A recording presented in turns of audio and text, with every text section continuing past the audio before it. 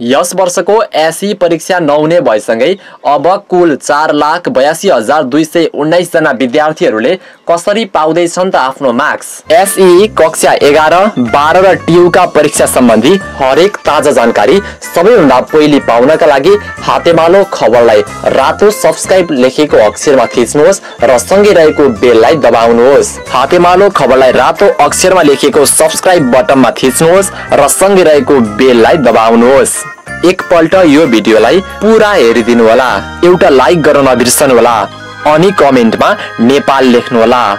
अब सुरु गरौँ विषयवस्तुतर्फ।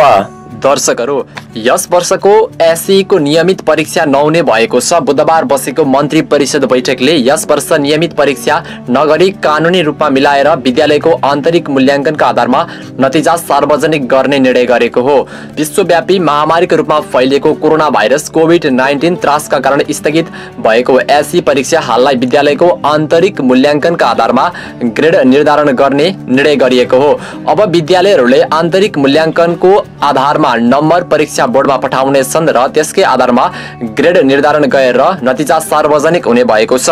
एसई तयारीको रूपमा विद्यालयहरूले लिएको परीक्षाको नतिजालाई आधार मानी सम्बन्धित विद्यालयले आन्तरिक मूल्याङ्कन गरी एसई दिने विद्यार्थीहरूलाई लाभदायक उपलब्ध गराई बोर्डमा पठाउनेछन् र त्यसैको आधारमा राष्ट्रिय परीक्षा बोर्डले ग्रेड निर्धारण गर्नेछ।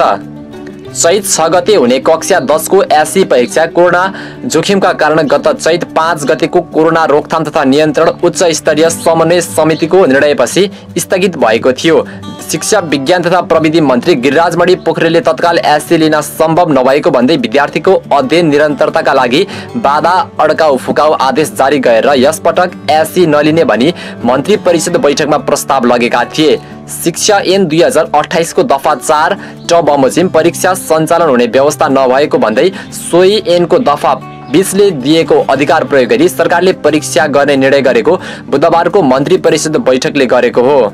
अब एसई को हकमा विद्यालयद्वारा गरिएको आन्तरिक मूल्याङ्कनलाई आधार मान्ने र विद्यालयद्वारा गरिने आन्तरिक मूल्याङ्कन सम्बन्धी कार्यको स्थानीय तहले सत्यापन तथा प्रमाणीकरण गरी राष्ट्रिय परीक्षा बोर्ड समक्ष सिफारिस गर्ने र सो कार्यको अनुगमन प्रदेश सरकारको सामाजिक विकास मन्त्रालयले गर्ने निर्णय मन्त्री परिषदले गरेको छ।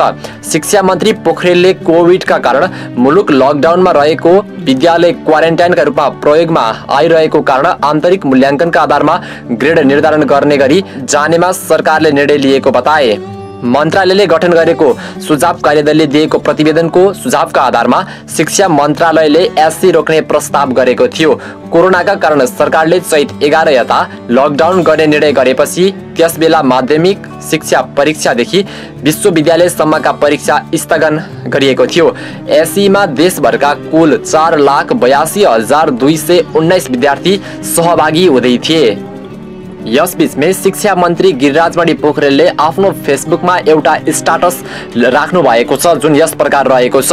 आज बसेको मन्त्री परिषद बैठकले कोरोना भाइरस कोभिड-19 महामारीका कारण स्थगित माध्यमिक शिक्षा परीक्षा 10 को अन्त्यमा हुने परीक्षा विद्यालयद्वारा गरिएको आन्तरिक मूल्याङ्कनलाई आधार बनाएर राष्ट्रिय परीक्षा बोर्डले प्रमाणपत्र जारी गर्ने गरी निर्णय गरेको छ।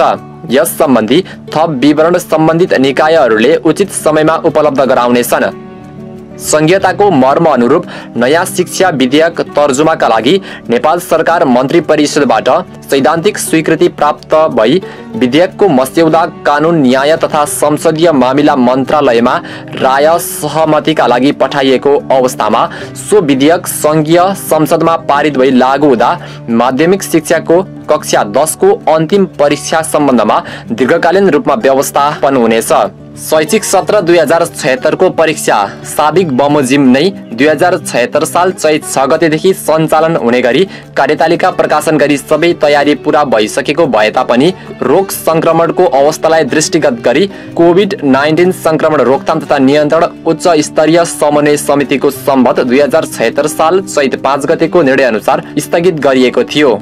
यस सन्दर्भमा लामो समय विद्यार्थी तथा अभिभावकहरूलाई अन्योलमा राखिराख्न उचित नभएकोले आवश्यक निर्णय गरिएको छ। कोभिड-19 को महामारीका कारण देशभरका शिक्षण संस्थाहरू बन्द रहेका छन्। विद्यालयहरूमा क्वारेन्टाइन सेन्टर सञ्चालन गरिएको र यस रोगको संक्रमणको जोखिमको बीच विद्यालयहरूमा परीक्षा केन्द्र कायम गरी विगतमा झै परीक्षा सञ्चालन गर्न नसकिने अवस्था निकट भविष्यमा नरहेको सन्दर्भमा विद्यार्थीहरूको अध्ययन निरन्तरता तथा माथिल्लो तहमा अध्ययनको अवसर सुनिश्चित गर्नु राज्यको दायित्व बोध गरेर आजको क्याबिनेटले निर्णय गरेको छ भनेर आफ्नो फेसबुकमा स्ट्याटस लेख्नु भएको छ। तपाईहरुलाई यो सरकारको निर्णय कस्तो लाग्यो? मनमा लागेका विचार कमेन्टमा लेख्नुहोला।